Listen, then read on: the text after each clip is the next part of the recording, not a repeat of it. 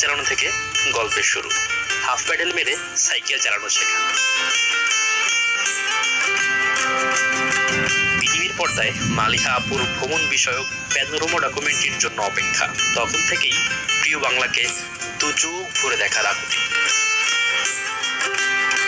শৈশব গেল, সাথে কৈশোর। একটি সময় বুঝলাম সময়, স্বাস্থ্য এবং টাকা একসাথে ধরা দেয় না। পড়াশোনা শেষ, শুরু হলো কর্মজীবন, তারপরে বিয়ে, চলে এলো করোনা, সবাই ঘরবন্দি। এমন সময় ফেসবুকে আজিজুল ভাইয়ের সাইকেল চালিয়ে গ্রাম বাংলা ঘোরাঘুরি আমার সেই স্বপ্নের কথা মনে করিয়ে দিল। সাথে তার স্ট্যাটাস, সুখ এমনি এমনি আসে না, সুখ খুঁজে নিতে হয়। সেই থেকেই শুরু সুখের অন্বেষণ।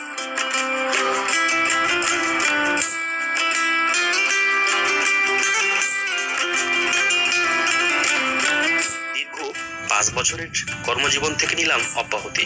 মিশন বাংলার পথে প্রান্তরে দু চোখ ভরে জীবনানন্দের বাংলাকে খুঁজে বেড়াবো। গ্রাম থেকে গঞ্জে, নদী থেকে বিস্তীর্ণ প্রান্তরে, এ আমার ছুটে চলার সুর। কখনো খোলা আকাশের নিচে, কখনো বা মাটির রাজপ্রাসাদে থাকার অভিজ্ঞতার ফুলঝুরি হয়ে চলেছে এখন প্রতিনিয়ত। পেয়েছি গ্রাম বাংলার সরল মানুষের খাঁটি ভালোবাসা, অপরিচিত রাস্তায় পরিচিত মানুষের দেখা। আমি দু চোখ ভরে দেখি গ্রামীণ মানুষের জীবন, স্পর্শ করতে শুরু করি শৈশবকে। এখন আমি শুনতে পাই বাতাসের গান। এই বাংলা আমাকে করেছে মুগ্ধ, হয়েছি নির্বাক। বাংলাকে নিয়ে আমার যত ভুল ধারণা জন্ম নিয়েছে ভালোবাসায়। এখন আমার লক্ষ্য 495 উপজেলার পথে প্রান্তরে দু চোখ ভরে অদেখা বাংলাকে দেখা।